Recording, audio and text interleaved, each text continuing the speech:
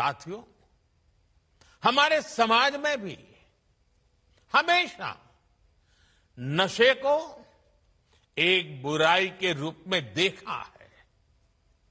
हमारे संतों ने, गुरुओं ने हमें इससे बचने के लिए चेताया।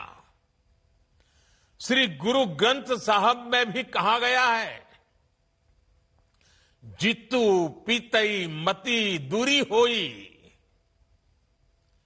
बरलू पवई विचि आई, आपना पराइया न पिछाणे, खस महू धके खाई।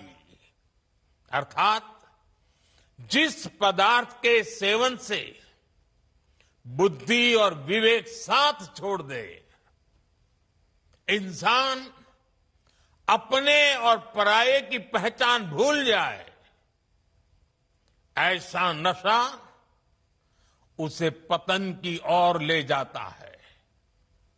साथियों, हमारी संस्कृति में बचाव के लिए चेतावनी भी दी गई है और नशे की आदत लगने पर उससे निकलने के रास्ते भी बताए गए हैं। समाज का सहयोग, योग और ध्यान की ताकत, ये नशे के खिलाफ हमारे अंतर मन को ताकत देते हैं।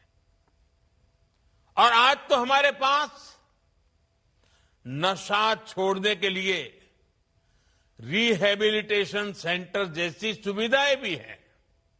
इसलिए अगर कोई युवा गलती से नशे में फंस भी गया है, तो इसका यह मतलब बिल्कुल नहीं है कि उसके सारे रास्ते बंद हो गए हैं।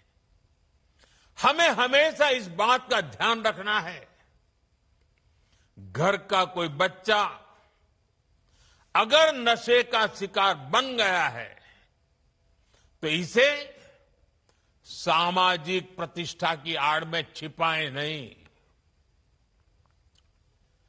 जिसकी जरूरत हो उसका सहयोग मांगे, मन खोल करके उससे बात करें, जो एक्सपर्ट हैं उनका सहयोग लें, मेडिकल हेल्प से अपने बच्चे को नशे से मुक्त कराने का प्रयास करें।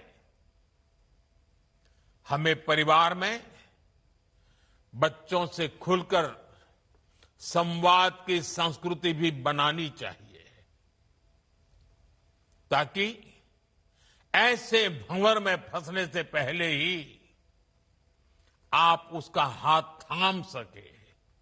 आपको भनक आ जाएगी, थोड़ा ध्यान रखिए, पता चलेगा उसमें बदलाव आ रहा है, वो खोया खोया लग रहा है, वो मुंह छिपा रहा है, कमरे में बंद हो जा रहा है, देर रात आ रहा है, पैसे अनाप शनाप मांग रहा है। ये सारी चीजों से पता चल जाता है, भनक आ जाती है, कुछ मामला गड़बड़ है। साथियों, एक आवाहन मैं कॉलेज और यूनिवर्सिटीज के हमारे प्रोफेसर साथियों से भी करना चाहता हूं।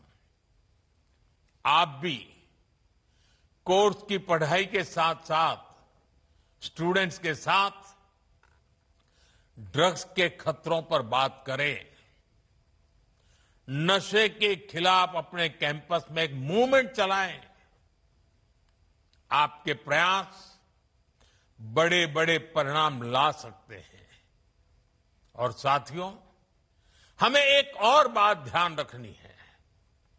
जो युवा नशे से लड़कर बाहर निकलते हैं, वे कमजोर नहीं होते।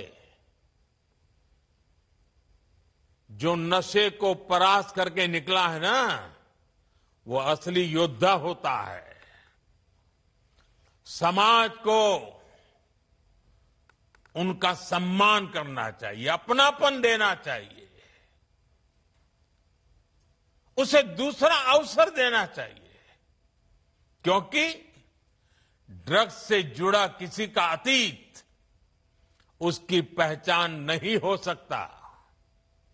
उसका साहस उसकी पहचान होता है।